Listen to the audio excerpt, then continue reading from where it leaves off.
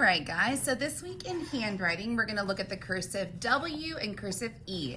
So I just wanna remind you of our little trick to help you get your letters a little more slanted is to tilt your book this way while still staying straight the way that you're sitting, okay? Because that will help your hand to naturally go to the side rather than here where you're having to like turn your hand and do it sideways like this. So if you turn your book this way, that will help you to make sure that your letters are all slanted.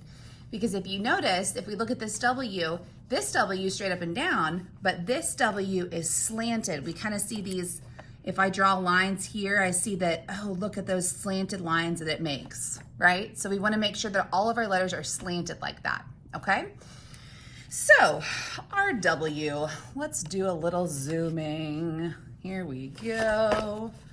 All right, so W starts, it has an undercurve at the beginning, and this little guy right here is called a check stroke. This little guy right here, okay? So we're gonna start with an undercurve, and I wanna remind you, so this is what I saw a lot of people doing with U last week, okay? And if you notice, there's some big old gaps right here whenever you do that. And the W and the U, they kind of overlap a little bit. So instead of you're doing your U like this, it should be here, and then you come back down in the same direction. You don't go the opposite direction.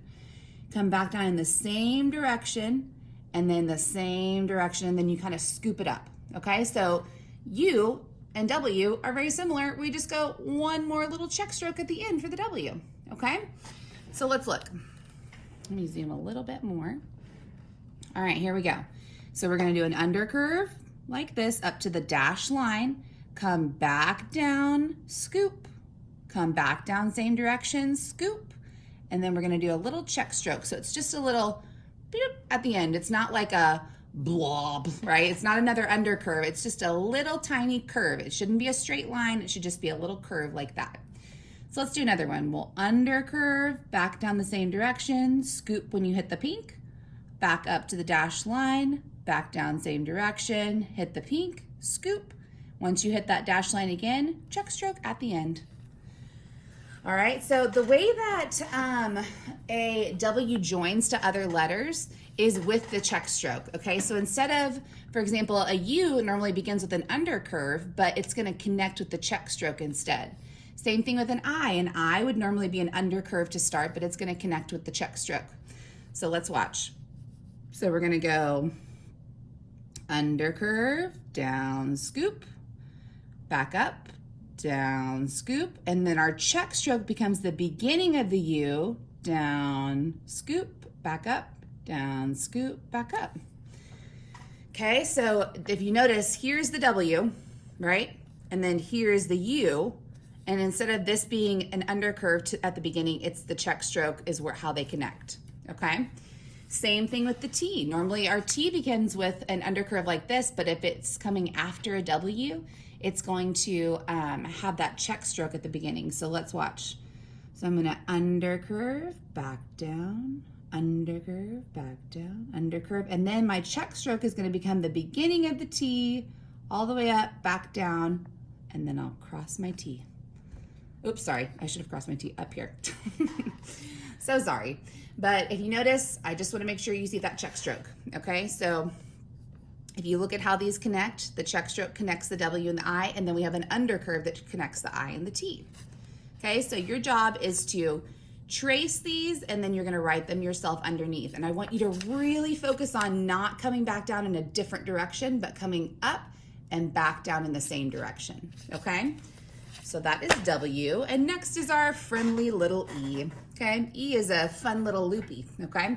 So it begins and ends with an undercurve.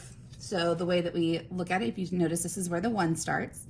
So we undercurve, and then we loop it around underneath the dash line, touch the pink, undercurve back up to the dash line. Pretty simple, and we notice that this says elephant ears, okay? So let's try it again. So we're gonna start with the undercurve, loop underneath the dash line, touch the pink, undercurve at the end.